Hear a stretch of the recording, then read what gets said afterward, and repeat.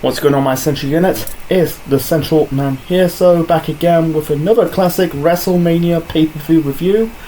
After the success of the first WrestleMania back in 1985, the World Wrestling Federation decided to do this all over again for WrestleMania 2. So, for the date for WrestleMania 2 was on the 7th of April 1986.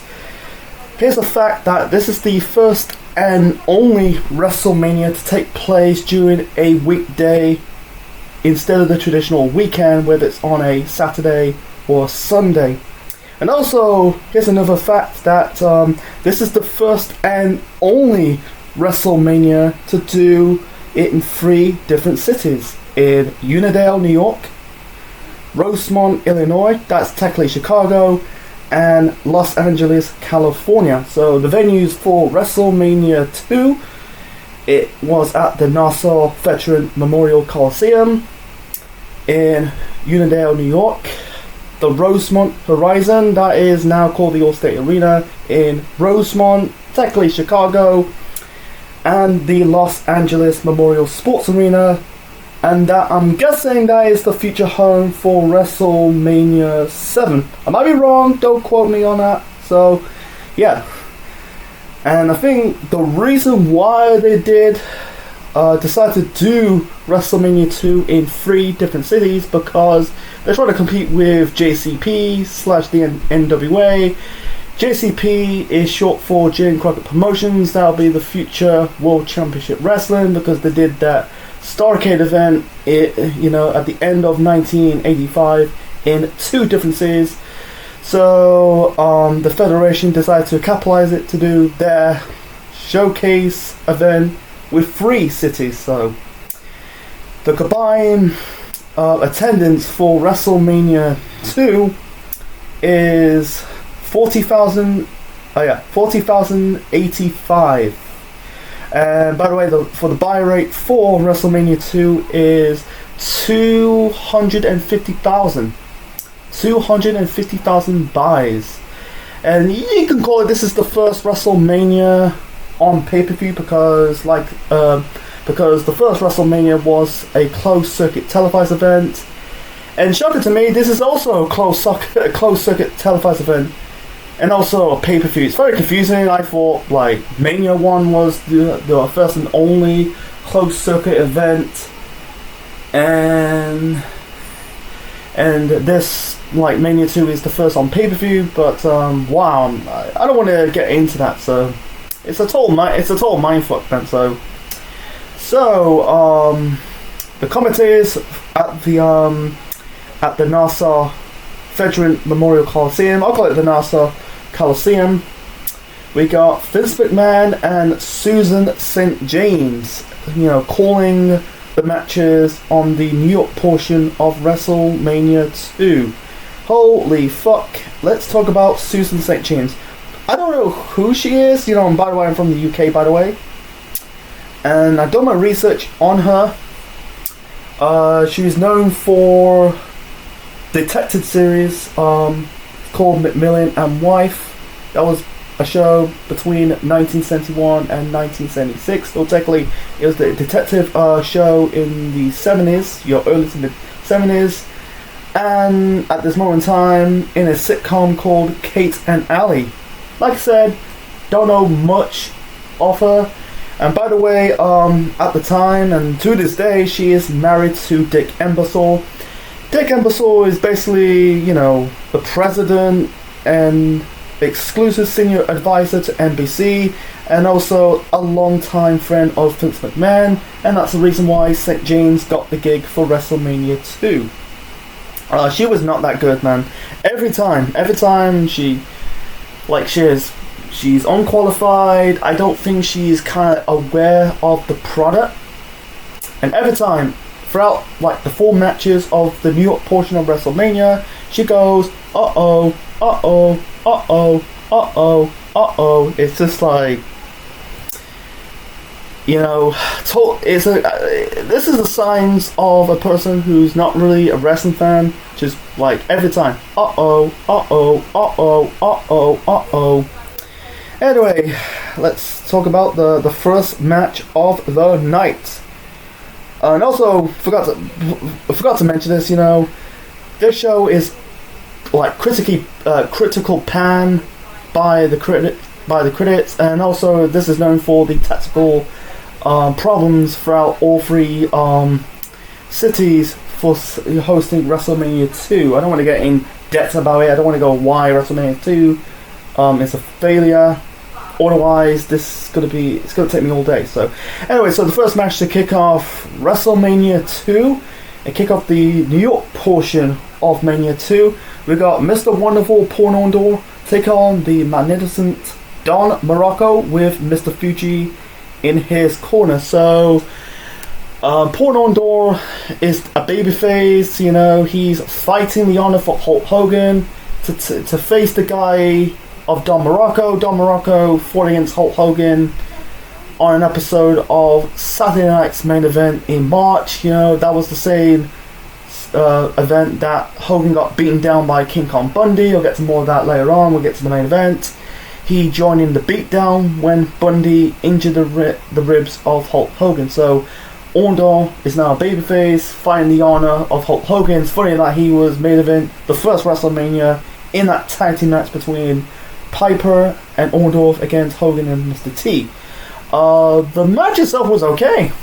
I thought this could be a boring match. Both Orndorff and Don Morocco. It's funny, his nickname is the Magnificent. It's funny, I think it was the next year's WrestleMania, they kind of changed his nickname to The Rock. It's more people more associate The Rock to Dwayne Johnson instead of Don Morocco. Anyway, it was an okay match. It was it was a bit short. It was a short match. The match lasted about 4 minutes. It was good grappling. I think mostly Orndorff had mostly the offense more than Don Morocco. There's one moment you're not going to see in the rebroadcast version of the show. Paul Orndorff did a racist gesture towards Mr. Fuji, kind of pulling his eyelids back, make it like he's got Asian eyes.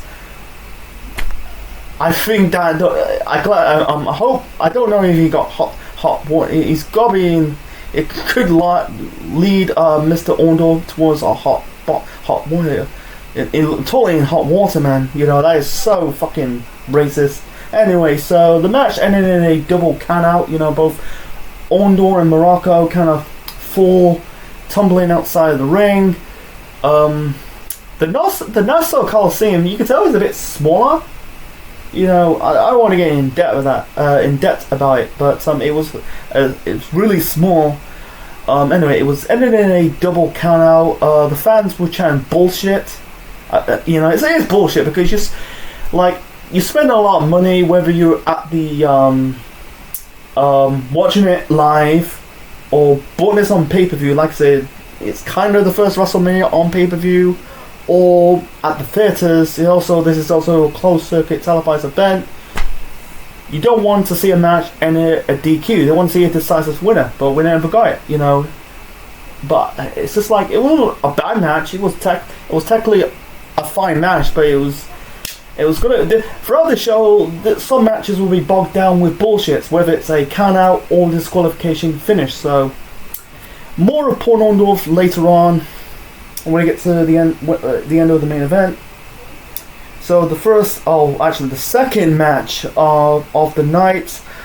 This is the first of 4 championship matches of the show, and this is for the Intercontinental Championship. Macho Man Randy Savage with Miss Elizabeth in her corner. By the way, they're a real life couple that married in real life. Anyway, if you don't know, taking on George the Animal Steel. So this is started, months prior, because George has really a crush on Macho Man Randy Savage's valet, Miss Elizabeth, because Randy Savage, was the Intercontinental Champion. I'm guessing his idea, if he wins the IC title, Liz will be his. By the way, I think Randy Savage won the Intercontinental Championship against Tito Santana. I think it was on the November's version of the show, because it was because Greg Valentine was the IC title the previous year. That was at WrestleMania 1, and then Tito Santana won it. So he won it. Because Savage beat Santana for the title on the first ever Saturday night's main event. So that was technically November. So leading up to this match against George Animal Steel, the match itself, the first two matches, they're not designed to be instant classics. It's funny, going towards the modern day WrestleManias. People want to see bangers. You want to see bigger, badder matches. Bangers. 3-4 star classics. But it's not the business in the mid 1980s WWF. So anyway, it's so much shtick. You had mostly some moments of the match. George, going towards Elizabeth. Randy's running away from the ring. I'm trying to keep it short and simple, folks. There was the bouquet. He kind of shoved the bouquet. I think it was Savage. Both of them used the bouquet. George the Animal Steel's gimmick is basically ripping, the turnbuckle, the turnbuckle pad. My stumbling, but the turnbuckle pad, and you see there was a lot of stuffing inside that turnbuckle pad. He kind of shoved it in the face of the Macho Man. Savage hit his traditional elbow off the top rope onto George the Animal Steel, but Steel kicked out. So in the end, Savage did a dirty pin on George the Animal Steel to win this match and retain the Intercontinental title. I forgot to mention this. George Steele, the Animal, has been wrestling since the 1960s, the start of the 1960s. Wow. And he died only 79 years of age. So I'm guessing his age, he was nearly, I'm guessing he was nearly 50. He looks like he's in his 50s, but no, he was nearly 50. Wrestling a match against Randy Savage on this show. And also he was in the film Ed Wood, that stars the Tim Burton film that also has Johnny Depp. So wow, goddamn. So they continue this rivalry between Savage and George the Animal Steel throughout 1986. George went on to fail to lose the rematches against Randy Savage, and then Savage will later on move on to Ricky Steamboat. They're going to have that Intercontinental Classic at WrestleMania 3 the following year. It's funny, this is Randy Savage's first and only reign as the Intercontinental Champion, and then he went on to become the World Champion about 2 years later at WrestleMania 4. So it's really shame, in his first reign as IC Champion, it wasn't it was February, my bad. I look at it on Wikipedia right now, it's actually February. I thought it was November, but it's actually February. It's on WWF on NESCN. So my apologies. I got my facts wrong. It wasn't November of 85, it was February of 86. It was basically 2 months before WrestleMania 2. It's funny, he went on to hold that belt for 1 whole year until dropping the IC title belt to Ricky the Dragon Steamboat. So anyway, let's move on to the next match. It was not a good match, by the way. It was too much shtick. It was short. Anyway, so the next match, we got George Wells taking on the debut of Jake the Snake Roberts. This is his first match of the company. He's debuted with the Federation about a week or two prior. Jake Roberts, before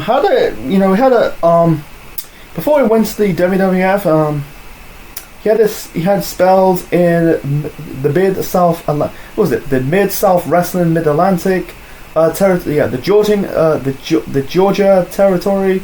He had a run in Stu Hart's Calgary Stampede Wrestling territory. He kind of feuded with Daddy Ritter. That will be soon to be known as Junkyard Dog. And George Wells, done my research before. I've done my research. He's also an American football player. Also had a run in the Pacific Northwest. The Territory Days, the Connection Wrestling Association, and also Stampede Wrestling. And he was an American football player. His career never lasts long, but I don't want to get into that. Who cares? Nothing much about this match. It's just designed to get Jake over in a bigger crowd. Jake, you can tell like he's acting heelish. He's kind of like he'll become heel later on in the 90s. But anyway, so George Wells was okay in this match. He did hit Jake with the shoulder tackle. I think he did like the scissor kick, but the hurt. Yeah, I think it was the scissor kick, not scissor kick, but the scissor hurricanrana, something like that. In the end, you had Jake. I think he eyes gouged Wells, hit him with the knee strike. Yeah, in that eye gouge thing, you had Susan St. James call. Anyway, in the end, Jake hit the DDT for the win. Afterwards, he opened up the bag, the sack, and released the snake. Will soon become Damien around George Wells. And there was like white foam around his mouth on top of George Wells, looking like the snake looked like suffocating George Wells, but not.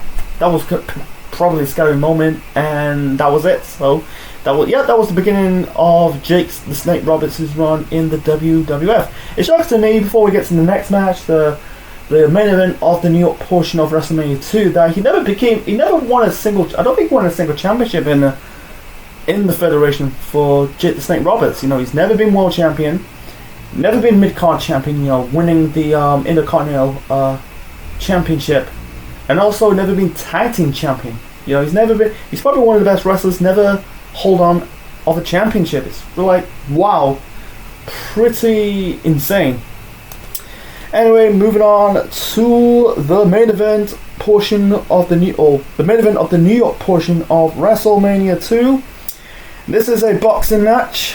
We got Mr. T with Smokin' Joe Frazier, the legendary boxer who fought Muhammad Ali in the 70s, and the Hated Kid in the corner of Mr. T, taking on Roddy Piper with Cowboy Bob Orton and Lou Duva. So this rivalry took place, it was a continuation of their rivalry. It started, it was after WrestleMania, at the first WrestleMania, because Piper, Mr. T was, in the tag team match of the main event of the first WrestleMania, Orndorff, Piper versus Hogan and Mr. T. It kind of continued their rivalry going into a boxing match for this WrestleMania. Roddy Piper and Mr. T, they hate each other. It started at WrestleMania 1 and continued to WrestleMania 2. It continued for decades. I'll get more of that later on. So the reason why they hate each other is going towards Roddy Piper, because Roddy Piper is the way how he came from professional wrestling. He don't like the outsiders, the celebrities, taking the spot from the wrestlers. He doesn't like Mr. T because he has no wrestling experience in the ring. He's technically protecting the business. So he hates Mr. T because Mr. T is probably at the time, one of the most pop culture celebrities in that time period, because he was in I think he was in Rocky 3. I think he also, I don't know if he put in the sequels, 1 or 2, but he was in the Rocky films. He was in the A-Team, his catchphrase, I pity the fool, so Piper was sent to a camp in Nevada, trained with Lou Duva to prepare for the boxing match against Mr. T.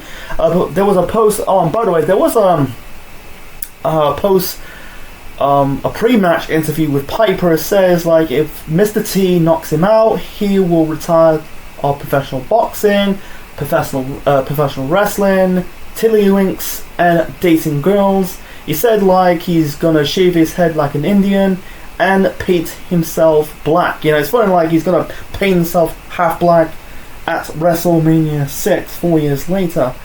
So the match itself, also the build, I think on the it was a month prior at Saturday Night Main Event, you know, Mr. T was in a boxing match with Bob Orton. Speaking of Bob Orton, by the time this video is recorded, his son Randy's once again in a world title picture against Cody Rhodes. It's funny, like he was 35 at the time, soon to be 36. It's really funny in comparing Bob Orton's age to his son Randy's age, because by the time Randy, you know, is in his mid-30s, you know, Randy became a multiple-time world champion and main event player. So anyway, and by the way, in the build-up to this, you know, you had Piper and Orton kind of like shaving the head of the Haiti kid, and he's now got that. It looks like a mini Mr. T because he's so popular at the time. You know, he's one of the most iconic guys in pop culture. You know, his mohawk is so iconic. Anyway, the match itself between Mr. T and Roddy Piper is not good. You know, I give him a try, but it's, you know, like, I don't want to get into the boxing match portion of it. You know, at least a try. Legends that Piper kind of like didn't really he kind of like taped his fist onto the gloves. His, like, you know, I feel like you type it on. Yeah, if you like watch boxing, because like boxers kind of tape their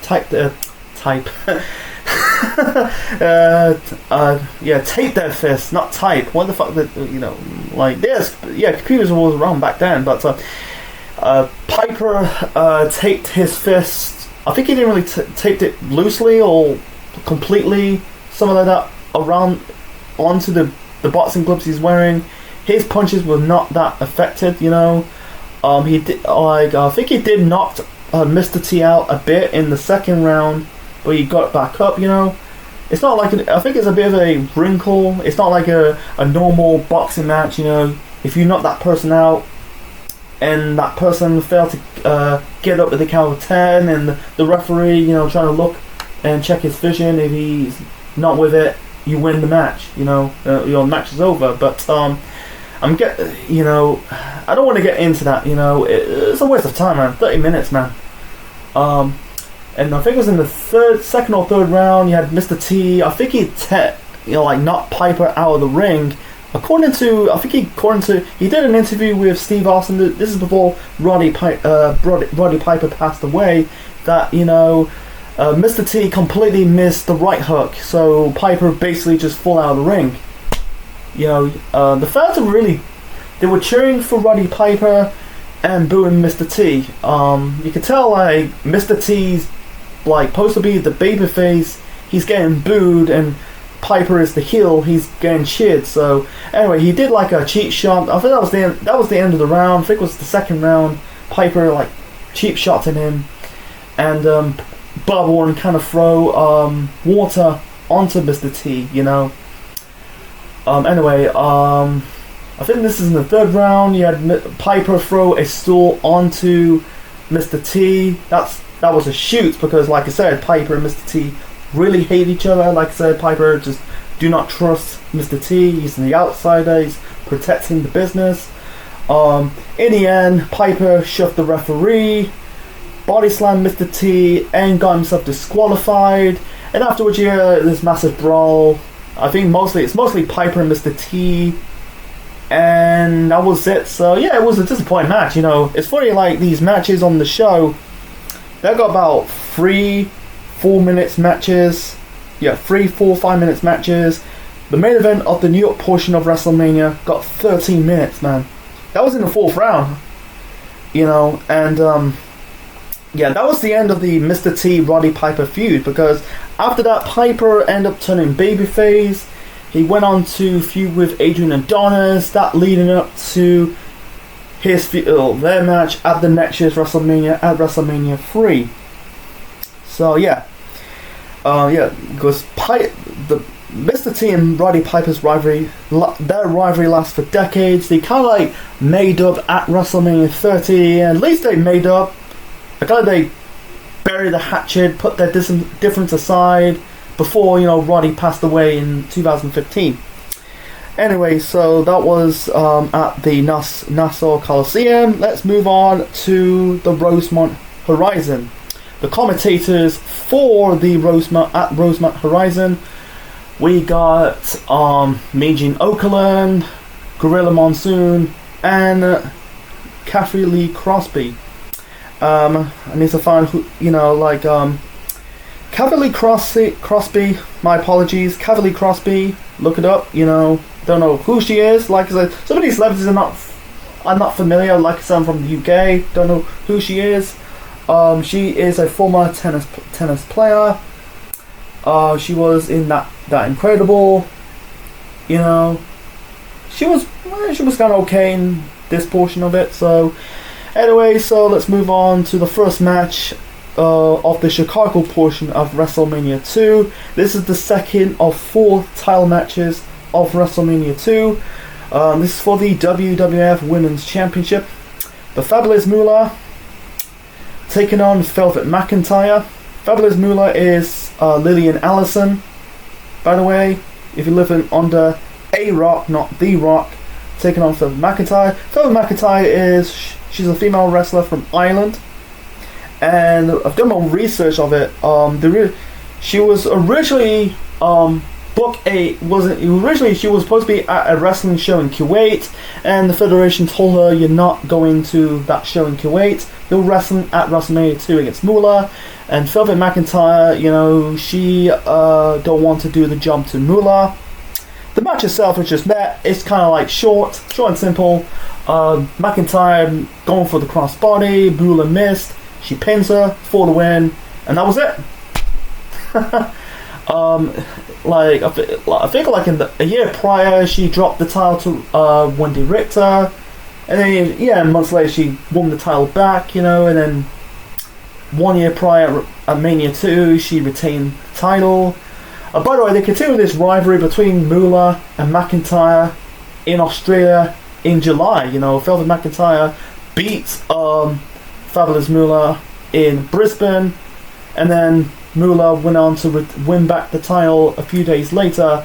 And the fun fact, the next Irish female wrestler to win a women's title, that'll be, you guessed it, Becky Lynch. Backlash 2016, September of 2016.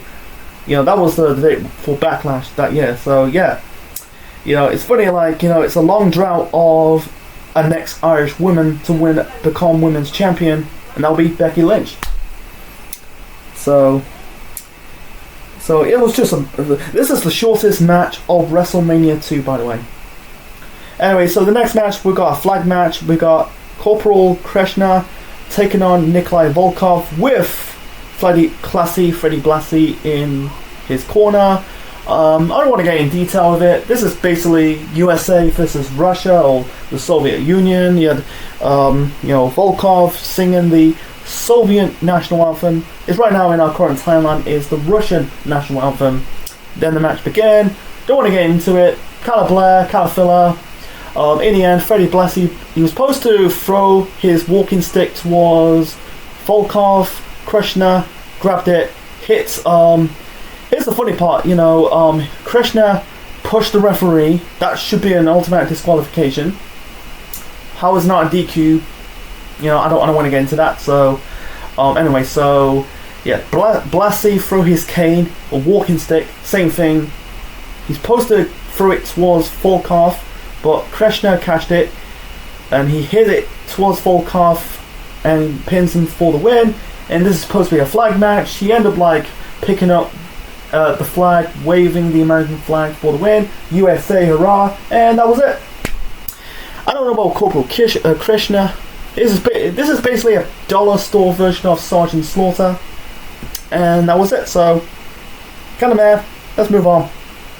So, and now we got the WWF versus NFL Battle Royal. just a battle royal, no money on the line, just bragging rights. So I'm gonna go with the WWF wrestlers first, who's in that battle royal. For the WWF's the wrestlers who compete in that battle royal, we got the Iron Sheik, we got Hillbilly Jim, Ted Arcidi, Danny Spivey. I'm guessing that's the future Waylon Mercy, the Killer Bees, the Hart Foundation, Bruno Sammartino, Pedro Morales, Big John Studd, and Andre the Giant. I think that's it. Yeah, this is the WWF side. I think I got almost all of them right. So anyway, and the NFL players. So Jimbo Corvette represent the Chicago Bears. King Tonga, Holmes, Ernie Holmes. You got Russ Francis. Russ stands for Russell. You got Bill Frillick. Like I said, I don't know who they are. Harvey Martin. I think that's it. If I'm missing something. Yeah. Jim Corvette, Tonga Ernie Holmes, Harvey Martin, Bill Frillick, and also we got William the Refrigerator Perry, and he ended up getting inducted into the WWE Hall of Fame in 2006. I don't want to get into it, it's just like, this is the first of many battle royals we're going to have in WrestleMania's history. Nothing much to talk about. Instead of William the Refrigerator Perry, he got eliminated by Big John Studd. He wants to shake Big John Studd's hand, but instead they did shake hands, and William Perry kind of throw Big John Studd off the top rope to eliminate him. And that is the Hall of Fame career of William the Refrigerator Perry. And guess what? Who inducted into that WWE Hall of Fame of 2006? You guessed it, John Cena. Anyway, I'm trying to keep it short and simple. He had, by the way, Bruno Sammartino, this is his first and only WrestleMania match. Same as Pedro Morales. I think they were world champions, in the 70s, 60s and 70s. So the final, the final three members, or the final three wrestlers in that battle royal, we've got the Hart Foundation and Andre the Giant. Andre eliminated both Brett and Neidhart to win this battle royal, and it's the first of many, because they're gonna have that battle royal of WrestleMania 4. They're gonna have that battle royal again in WrestleMania 12 for the tag team, the gimmick battle royal, and the Andre the Giant battle royals are gonna have in the early mid 2010s. And the women's battle royal. So it's the first of many battle royals we're going to have in WrestleMania history. It's a historic moment, but battle royals for me could be hit or miss, but it's just kind of boring for me. So anyway, so let's move on to the main event portion, or the main event of the Chicago portion of WrestleMania 2. This is for the WWF Tag Team Championships. The Dream Team, the team of Greg the Hammer Valentine and Bruce Beefcake, not the Barber yet, so that'll be at WrestleMania 3, with Johnny Valiant in their corner, taking on the British Bulldogs. That's the team of Davey Boy Smith, Tom Billington, better known as the Dynamite Kid, with Captain Lou Albano and the late great Ozzy Osbourne. So this rivalry kicked off in the summer of 1985. This was after the Dream Team beat the American Express for the tag team titles. That was, because they left the company, because Mike Rotunda left the company. He come back years later as IRS. But anyway, this is their third match of their rivalry, because they had a match on a house show. That was, I think one was ended in disqualification. And then they had the match, on a Saturday Night Main Event that the Dream Team retained. So this is their final chance for the Bulldogs. If they lose, they'll be back in the line. This is probably the best match of WrestleMania 2 period. It was a good back and forth between both tag teams, I think like the three wrestlers kind of carried the load of this match is the Bulldogs and Greg Valentine. You know, he did work a bit. Briz Beefcake, sorry. Forgot to mention this. You know, before the start of the match, you know, they got I think that's Mean Gene got Ozzy Osbourne's. Yeah, he said like Ozzy Osbourne's from Manchester. It's technically wrong. He's from Birmingham. You know, I'm guessing because both Bulldog and Dynamite Kid are obviously from Manchester. Technically, they're from outside of Manchester. You know, go and look it up. But anyway, I'm trying to keep it short and simple. I feel like Greg Valentine hit like some kind of like power driver. It's similar to Cesaro / Claudio Castagnoli's Neutralizer. He did it on, I think it was on Bulldog.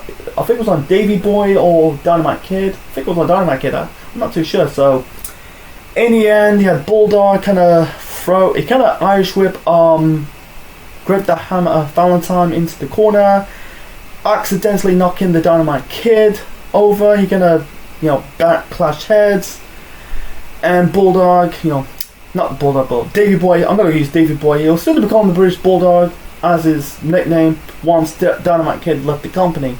Anyway, Davey Boy pins Valentine to win this match, and the Bulldogs are the new World Wrestling Federation Tag Team Champions. I think they were the first and only non-Europeans to win the tag team belts. I might be wrong. Here's a fun fact. You know, the next British guy to win the tag team title belts, you guessed it, William Regal, in 2002. That was a fact. Bulldog will touch the tag team belts again. Next time he'll win the tag team gold. I think it will be teaming up with his brother-in-law Owen in 1996. So yeah, it was a good win. I think a good title change for the Bulldogs. You know, I think they did. You know, need to win the belts. You know, they chasing after the tag team titles for like throughout 1985. You know, throughout the whole of 1995. Not 1995. 1985. My apologies, to 1986. And you know, I think they did capture the goal. I think they capitalized on it. You know. For the Bulldogs, they hold onto the belts until January of 1987. They will drop the tag team belts. This is the first and only title reign for the Bulldogs, or tag team title belts they're going to win for the Bulldogs. You know, Davey Boy and Dynamite Kid, they end up dropping the belts to the Hart Foundation on the 26th of January 1987 episode of Superstar. So yeah, I think that was a good way to end the Chicago portion of WrestleMania 2. Moving on to the final city to host WrestleMania 2. It will be at the Los Angeles Memorial Sports Arena. And the commentators at the LA Memorial Coliseum, or Sports Arena, sorry, LA Sports Arena. We got Jesse the Body Ventura, Lord Alfred Hayes, and Elvira. So the first match to kick off the LA portion of WrestleMania 2, we got Ricky the Dragon Steamboat taking on Hercules Hernandez. Here's a fun fact: the original match was supposed to be Bret Hart versus Ricky Steamboat, but instead they kind of changed plans. So Bret is now competing in that Battle Royal. Ricky Steamboat's facing Hercules Hernandez. The match was okay. Just okay. It was an okay match.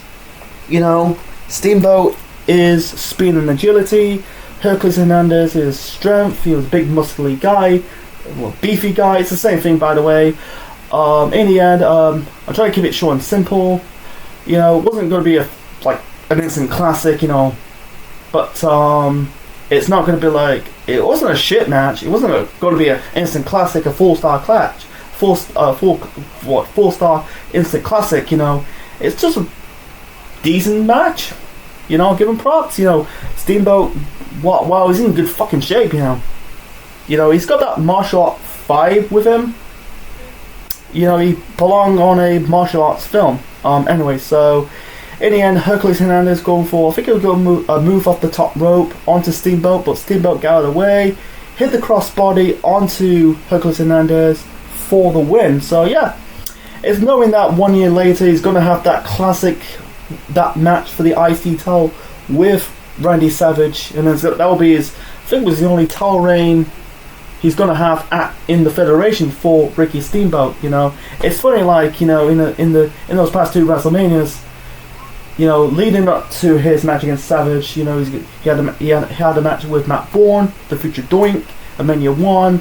Now Hercules Hernandez at Mania 2, and then he's gonna capture IC title gold against Macho Man Randy Savage at Mania 3 the following year. So it's like he's on that right step. So moving on to the next match. This is match number 2 of the LA portion of Mania 2. We got Adrian Adonis with Jimmy Hart, the Mouth of the South, taking on Uncle Elmer. I don't really care. Adrian Adonis, this is the start of his adorable gimmick. Adorable Adrian Adonis, you know. His real name is Keith Frank. Or Frank? Yeah, Keith Frank. It's called Franca. Yeah, okay, yeah. He was punished because, he was punished in 1985. I think it was, they gave him this adorable gimmick as punishment because he gained a lot of weight, or I think he violated a dressing code, something like that. So, you know, he's wearing like the pink bodysuit, you know, the jumper, sweater, whatever you called it. He's paint a little bit of his face pink. He looked like a velvet cake or burn victim, something like that. You know, he kind of made it work. You know. Anyway, Uncle Elmer. I don't know. This match is just meh. I don't want to get into it. It's a short match. It was just like a filler match, you know. Anyway, I think Elmer was going for the leg drop. Adonis missed. Adonis hit a splash to win this match. Moving on, and knowing that he's gonna move on to face Roddy Piper, or kick off the rivalry with Roddy Piper in August. Bob Orton, who was associated with Roddy Piper, ended up turning on Piper to join the side of adorable Adrian Adonis, and then that's leading up to Piper versus Adrian Adonis for WrestleMania 3 the following year. So the next match, this is a tag team match. We've got the Funks, Terry and Hoss Funk. Hoss Funk is Dory Funk Jr. with Mouth of the South Jimmy Hart in that corner, taking on Tito Santana and the Junkyard Dog. The Funks and JYD kind of wrestle in house shows. I forgot to mention this in going back to Brett versus Steamboat. They fought in house shows. It's a shame. I feel like there was, it's a shame they never had a dream match. I think the best time should have had that match was the early 90s, but unfortunately, because Steamboat was in WCW and it led up to his his retirement in 1994. So it's a shame, man. At that peak, I think they could really deliver a really good match, but I forgot to mention that. So anyway, this match between the Funks versus Tito Santana and JYD, this was a fucking good match. I kind of like it. It's a good back and forth. This is similar to the tag team title match between the Dream Team and the Bulldogs. It was a good back and forth, between them. I felt like I think it was Santana or JYD kind of body slam Terry Funk onto the table. So I'm trying to keep it short and simple. So in the end, Terry Funk hit Jimmy Hart's megaphone onto the JYD to pin him, and the Funks won this match. And this was Terry Funk's probably his final match, final WrestleMania match until the dumpster match at Mania 14 12 years later. So it's a wow, that's another fact. So let's move on to the main event. So the main event, this is a steel cage match for the World Wrestling Federation Heavyweight Championship of the World. Hulk Hogan defending the belt against King Kong Bundy and Bobby the Brain Heenan. So it started in March. This was a month before WrestleMania. Mania 2. Because Hogan was in the match against Don Morocco. I think the match ended disqualification with King Kong Bundy. Came, attacked Hogan. Him and Morocco joined in the beatdown against Hogan. And Bundy, him was an avalanche, multiple avalanches on Hogan to injured his ribs. There was I think it was a segment of Hogan. He's all bandaged up. He's deadlifting while his ribs are bandaged up, and also he's kind of doing pull-ups with 100-pound weight around his neck. I give props to Hogan for that. He's not putting strain around his abdomen and he's causing a hernia. He's got some balls, man. He's got balls to do that. Because there was a doctor wearing the Hulkamania vest told him not to compete in that match. Hogan's commit to this for his Hulkamaniacs. Wow. Hogan doing that pull-ups with the dumbbells around his around his neck. It's a 100-pound dumbbell. I feel like Hogan's tall. I feel like with tall people doing pull-ups, it's impossible. But he did it. So, and it's a fun fact of Bobby Heenan, like booking for Mania 2. He didn't really book Mania 2, but he was originally not supposed to show up at Mania 2 because a day before Mania 2 he was at Tampa. I think it was he was at Tampa preparing to get neck surgery because his neck was so messed up, and the company told him he got a friend Heenan go to WrestleMania 2 or get fired. So what he did, he went to Los Angeles, do that WrestleMania 2 booking, and end up going back to Tampa the next day after WrestleMania 2. So yeah, wow. He was almost getting fired because he wants to get his neck fixed. He wants to, and the company threatened him if you're not attend that WrestleMania 2 booking. He didn't really book the match, but be in the corner of King Kong Bundy. So anyway, here's the fact. This is the fun fact. This is the first championship match at WrestleMania history. First of many they're gonna have. And also, there's a fun fact. This is the first and only WrestleMania to have a steel cage. A first and only steel cage match at a WrestleMania. Total mindfuck, man. The match itself was it was good. Not an all-time classic steel cage match, but it was good. It served a purpose, I think Hogan should have sold more of his ribs because the rib injury it was part of the storyline.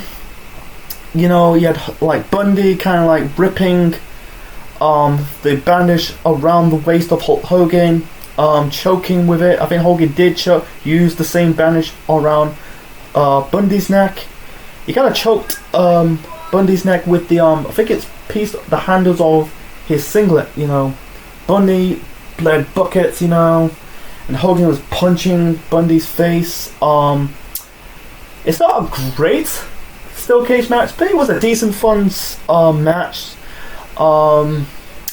It was very underrated. It's a very underrated Hogan match. He's gonna have better matches. He's gonna have legendary matches. With Andre, with Savage, with Warrior. WrestleMania 18 against The Rock. This is a fun match. There was moments you had Bundy was going for the cage, trying to escape the cage door. Hogan stopped him. I think Hogan was going for trying to body slam King Kong Bundy, but Bundy stopped him. Using his body weight. He managed to hit Bundy with the body slam. And that was good. He's gonna have that iconic body slam when Hogan body slams Andre the Giant at the following year's WrestleMania in Pontiac at the Silverdome. That'll be 1 year later. So in the end, Hogan climbs the steel cage, and Bundy was going for the cage door, but instead Hogan beat him at the last minute to win this match and retain the retain the World Wrestling Federation Championship. You know, he's been holding that belt for nearly 2 years. He's gonna hold it for another 2 more years until dropping the belt to Andre the Giant. So yeah, it was a good match. I really like it. You know, it's not going to be a great match. You know, it was a fine match to end WrestleMania 2. Bundy will never get a shot at the world title ever again in his career. It's funny that 1 year prior, like for King Kong Bundy, like he was in a squash match. 1 year prior, Bundy was in a squash match with what's it called, STR Jones. That was at Mania 1. STR Jones. You know, that was 1 year ago. 1 year. You know, and then 1 year, later he's in the main event of WrestleMania 2, and afterwards, you know, I think he fought some midgets at Mania 3. Don't know, he competed at Mania 4, and that was probably his last WrestleMania match until facing The Undertaker at Mania 11 in 1995. So afterwards, you know, Hogan's next world title program, he went on to have the feud of 1986, feuding with Mr. Pornondor, and then afterwards he went on to feud with Andre the Giant, and that really kicked off the legendary match at WrestleMania 3.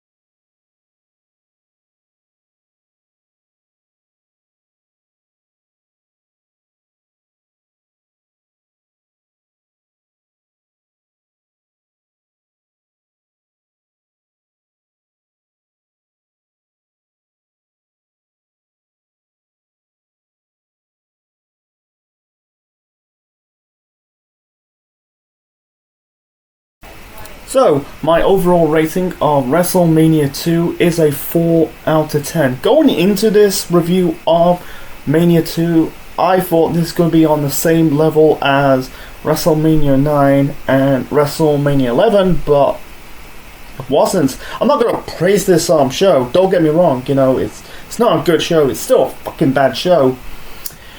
You know, it's not rotten, stinky, disgusting, cringe-worthy bad. It's just a bad show. Just a lot of filler matches. Savage versus George the Animal Steel. You know, I bought like Uncle Elmer versus Adrian Adonis. The boxing match between Roddy Piper versus Mr. T.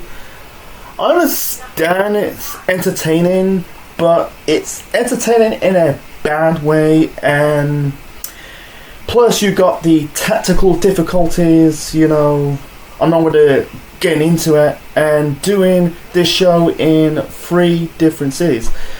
I've got to give the Federation some props and trying to do a show in 3 different cities, you know.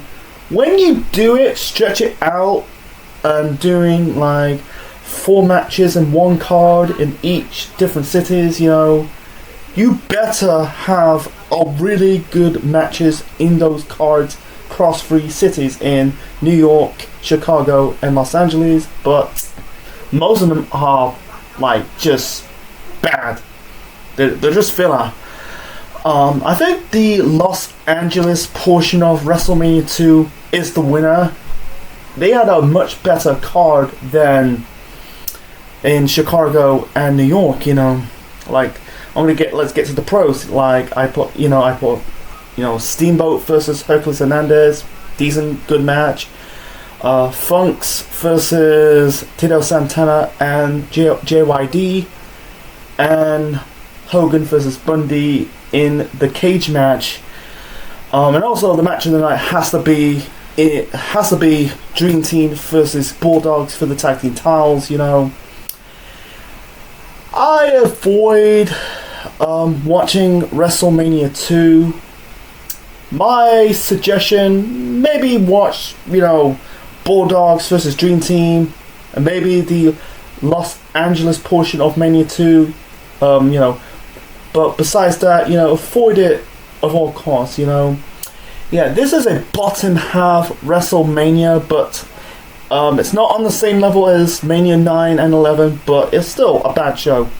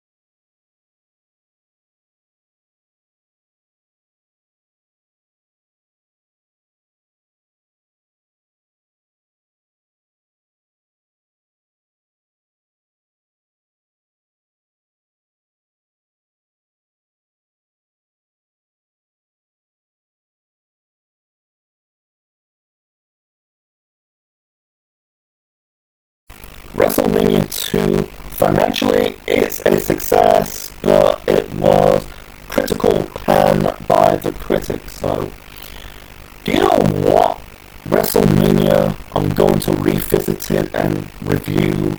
It's in the top half. WrestleMania 17 or WrestleMania X7.